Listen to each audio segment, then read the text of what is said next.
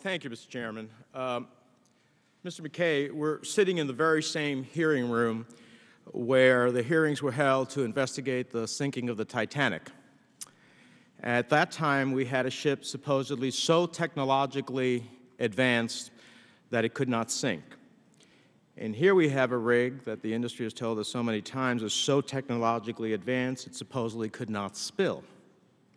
Unfortunately, despite these claims, both technological marvels ended in tragedy. And when I look at this tragedy, it's not only, of course, the loss of those lives, which we lament, and the enormous damage being done to the Gulf region, but I look at BP's response here. On page 7-1 of BP's exploration plan for the lease sale in question, BP certified that it had the, quote, capability to respond to a worst-case discharge resulting from the activities proposed in our exploration plan. But what I see is a company not prepared to address a worst-case scenario, but a company that is flailing around trying whatever they think of next to try to deal with the worst-case scenario that you all had the ability to do. And you seem to be jumping from action to action, which we all hope and pray can work, but that doesn't give me a sense of a plan that was ready to be implemented in a worst-case scenario. Isn't that a fair criticism? Let me explain what we are doing. We have multiple parallel efforts at every level of this crisis. One, in the subsurface, we're drilling 2 relief wells. 2, we're working on the subsea, on the blowout preventers. We've got 8 remote-operated submarines around that blowout preventer, trying to get it to actuate.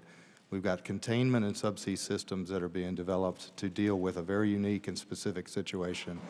We have aggressive spill response on the surface that is part of the National Contingency Plan, One Gulf, and the BP response plan, which I think has worked well. We're fighting it aggressively offshore. We are using dispersant, in-situ burn, and skimming. We're protecting the shorelines with boom.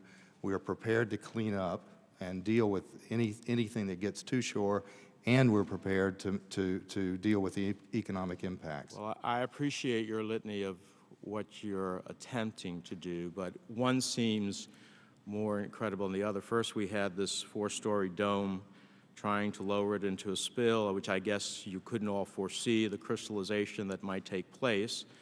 Then you have the oil dispersants, which in and of themselves is a challenge. And then I'm hearing of a plan that is called a junk shot, whereby garbage such as shredded tires and golf balls would be shot down the blowout preventer to clog the leak.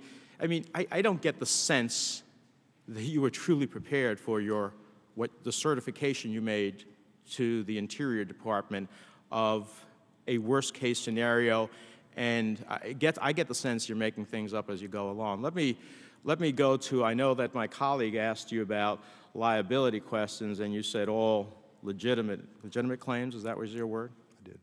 Yeah, and I don't get the sense that you are necessarily quantifying what a legitimate claim is or defining what a legitimate claim is, which makes me nervous. Do you have a problem with raising the liability cap on the legislation that I proposed to $10 billion? I have not had a chance to look at any legislative proposals and understand. Well, very simply, you have a $75 million liability cap. You say that you're going to pay all legitimate claims. I think it's pretty reasonable to understand that $75 million is not going to reach the amount that is going to be conducted in damages here. So do you have a problem? I mean, you earned $5.6 billion in the last quarter alone. Do you and an industry have a problem with a $10 billion cap?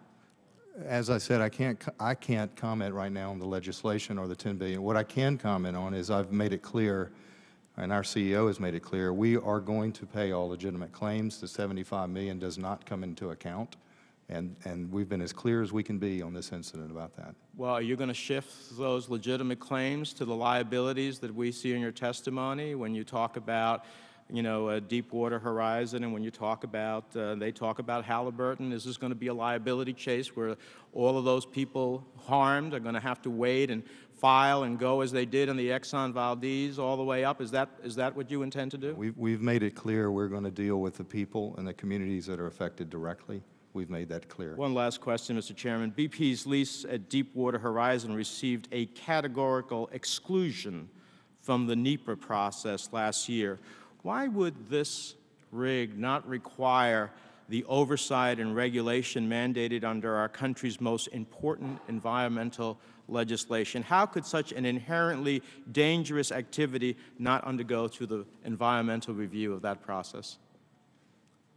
You're asking me? Yes. The exclusion you're referring to is essentially when the lease sale is done, there's an environmental impact statement that's done with the lease sale.